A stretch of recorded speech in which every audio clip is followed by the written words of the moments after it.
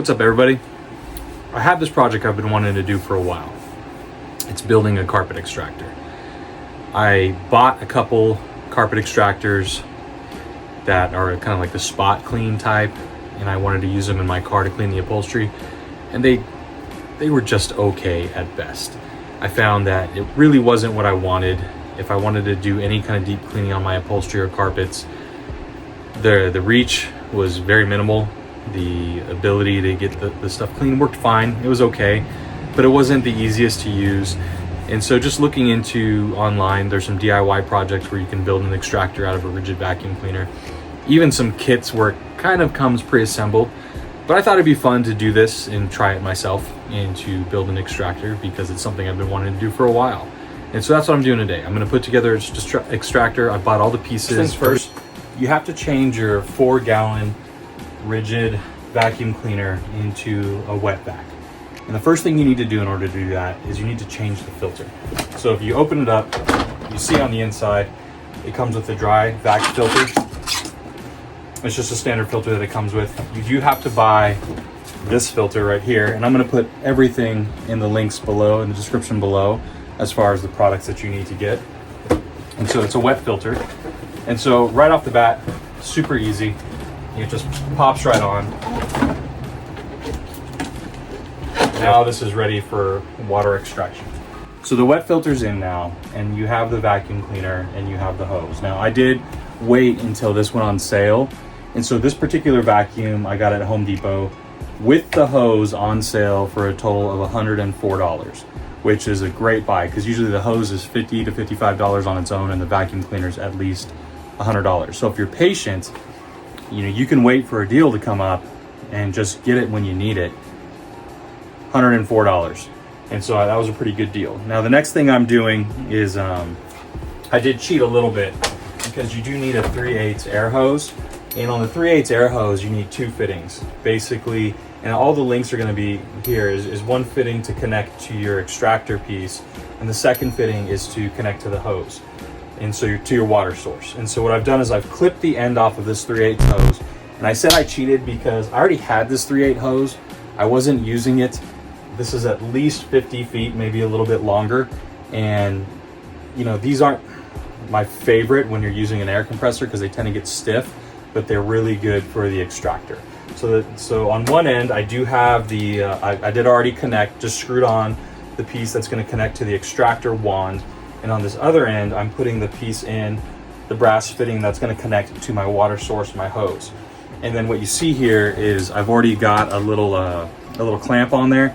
And so once I push this in, all I'm gonna do is just tighten it down. And then this will be for my water source. A little bit of a snag. I was trying to get this piece on, but the clamp I had was just too small. I was using this clamp on my 3/8 hose and it was way too small, so it wasn't working. So I had to run to the hardware store. I picked up a 7/16 to 5/8 hose clamp, and that one worked good too. That one worked just fine. And I also used just a little bit of silicone inside the tube just to create a better seal. Water is going to be passing through this.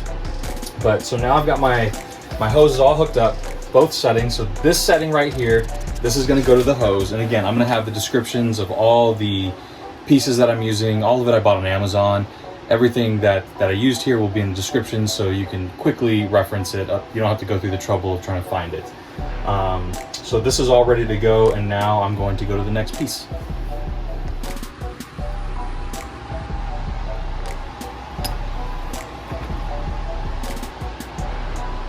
So one of the things you have to remember when you get the detail hose from Home Depot, and this was something I was trying to figure out and I didn't quite understand it until I got my extractor head. So one of the ends attaches to your vacuum cleaner, but the other end attaches to your attachments. But this end will not attach to your attachment. It doesn't work. It's obviously not going to create a seal. And so paying more attention, I realized that online, when you're building these, you have to have this attachment. Now this attachment reverse threads onto your detail hose. And again, I'll have the link to this. It wasn't very expensive, reverse threads. And so that's going to connect right to your detail hose. And then from there, this has a nice snug fit to your extractor. And so what I'm going to do now is I'm going to connect these, but I'm also going to create a shrink sleeve around it to make it a nice clean connection.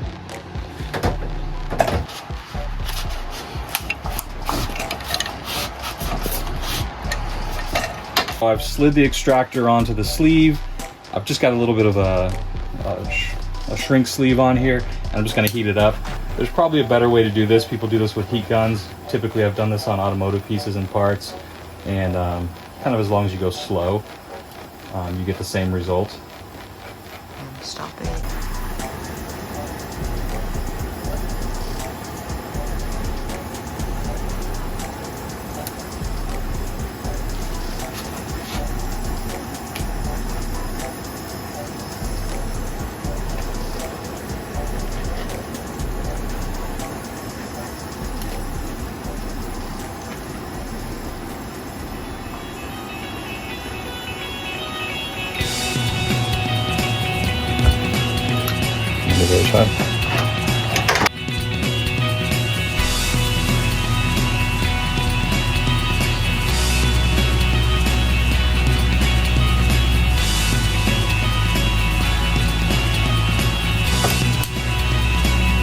Kids, do not try this at home.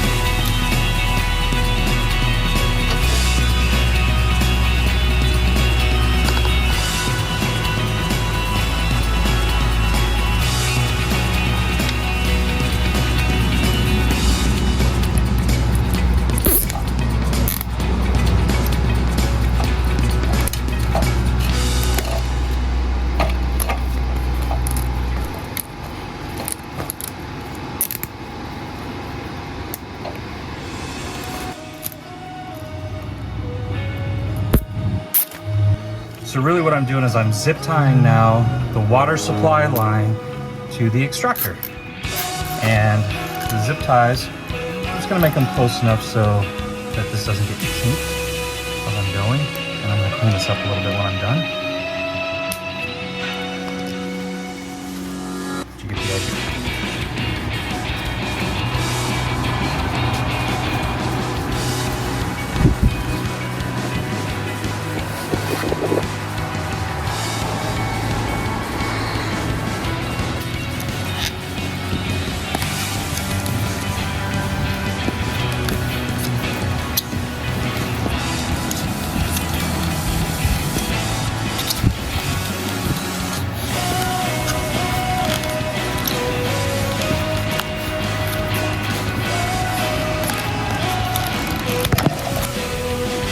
So, I don't know how necessary this is, but the zip ties can tend to be a little bit sharp when you cut them. And so, this hose is obviously going to be coming in and out of your car. The potential to touch your paint, maybe your door jambs. And so, I've got some very simple electrical tape here, some vinyl tape, and I'm just wrapping it to take the sharp edges away.